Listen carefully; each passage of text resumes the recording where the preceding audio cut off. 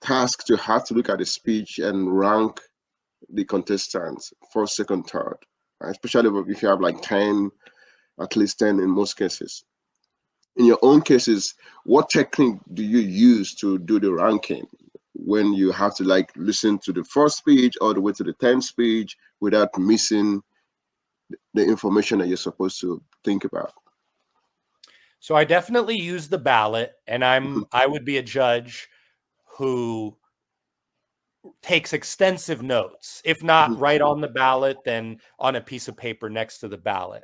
And the notes helps you stay engaged, but also helps you remember the things that stand out from that particular speech. Now, every contest has a criteria on the ballot, a way you're supposed to evaluate them.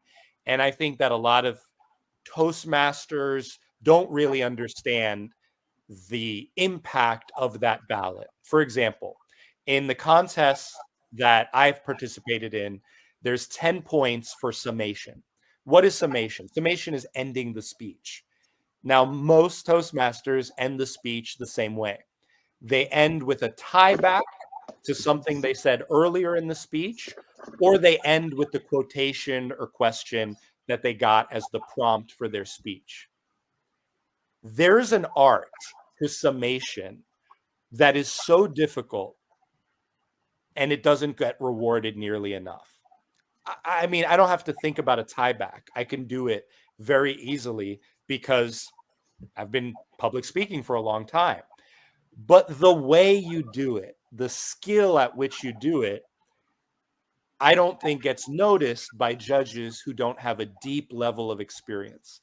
Now, I've had contests where I skipped the summation, and it's because I ran out of time, right? If I had another 20 seconds, I would have done it and I would have done better on that 10 points. So there's time management and there's understanding the ballot.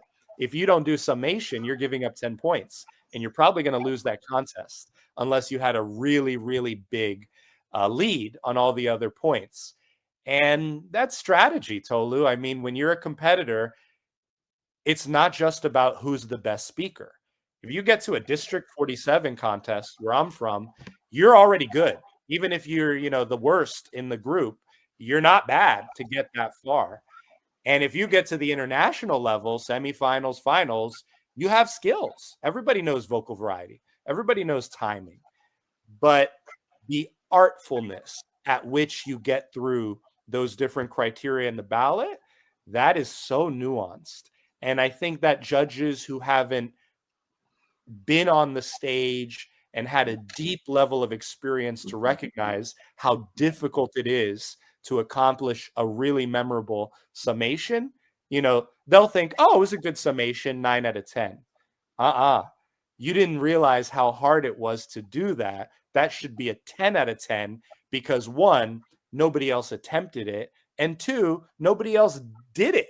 Even if they'd attempted it, this one person managed to do it in such a way that for me, I see it blows me away. It's like seeing a 50-yard pass in football. You're like, whoa, Mhm. Mhm. doesn't happen every day. But if you're just, trying to figure out who to rank first, second, third, you miss the significance of that moment and the skill that it took. And so, you asked me if I like judging. I actually haven't judged that much in Toastmasters, and it's because I compete a lot. You can't Mhm. judge if you compete, Mhm. but that competition gives me the level of experience to be able to recognize talent and unusual talent, which we have a lot of in this activity. Wow, thank you. Thank you for that detailed